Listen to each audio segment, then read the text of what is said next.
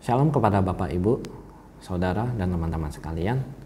Pada kesempatan kali ini, saya mau membagikan firman apa yang Tuhan ingin sampaikan kepada untuk kita semua. Sebelum itu, mari kita berdoa.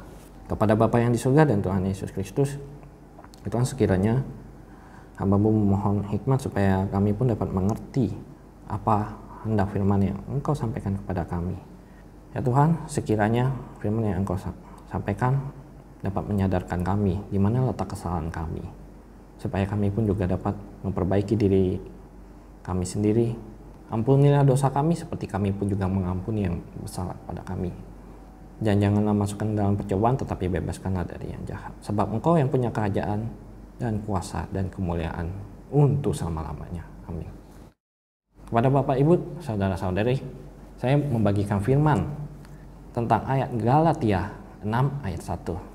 Saudara-saudara, kalaupun seorang kedapatan melakukan suatu pelanggaran, kamu yang rohani hendaklah memimpin orang itu dalam jalan kebenaran, dalam roh lemah lembut, sambil menjaga diri sendiri supaya kamu jangan jatuh dalam pencobaan.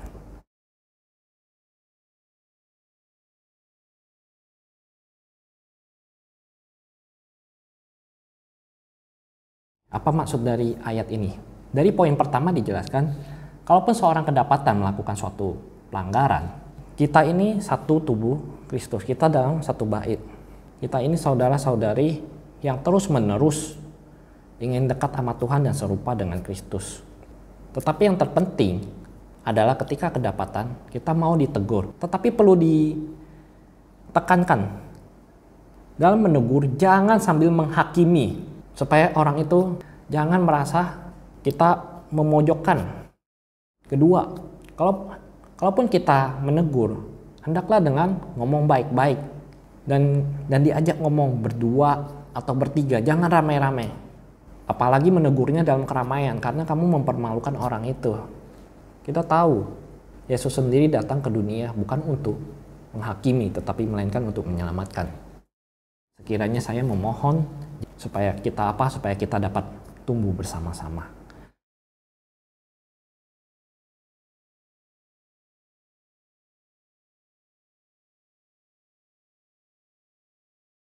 Yang mau saya jelaskan di sini. Dan maka kamu yang rohani, artinya apa? Dia sebelumnya juga naik turun mengalami pergumulan dalam masalah hidupnya juga, tetapi dia juga sudah tumbuh dan terus menerus belajar tentang firman Allah. Karena itu dia juga membimbing orang yang salah supaya kita dalam perjalanan hidup kita terus menerus serupa dengan Kristus.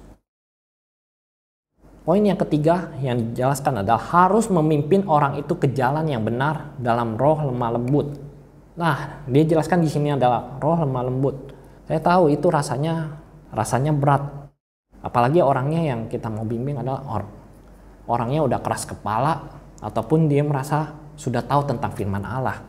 Jangan takut, kita menegur selama kita demi kebaikan. Itu gak masalah. Landasannya apa sih benar dalam roh lemah lembut? Artinya benar dalam sudut pandang Tuhan. Gimana cara kita tahu sudut pandang dari Tuhan? Ya dari firman. Bukan benar menurut dari diri sendiri.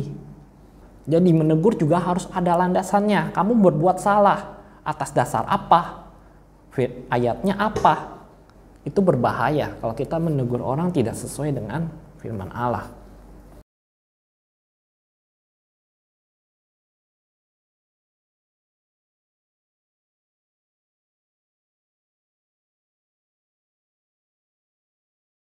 Yang keempat, sambil menjaga dirimu sendiri. Artinya apa? Sambil menjaga dirimu sendiri. Menjaga diri sendiri dalam arti kita menjadi contoh dalam hal serupa dengan Kristus. Saya tahu itu sulit.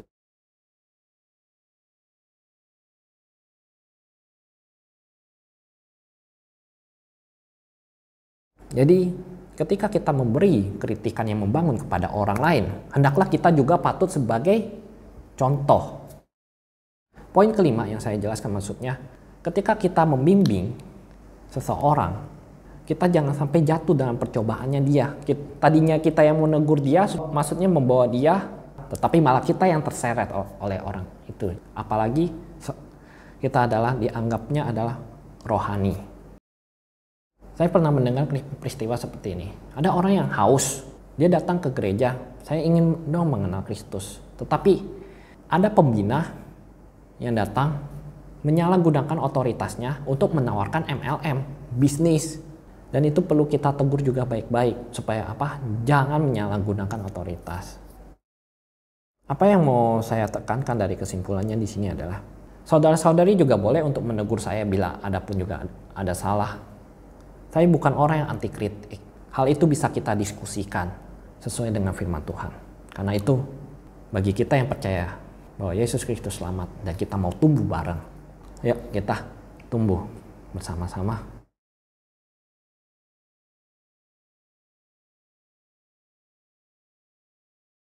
Tuhan Yesus memberkati.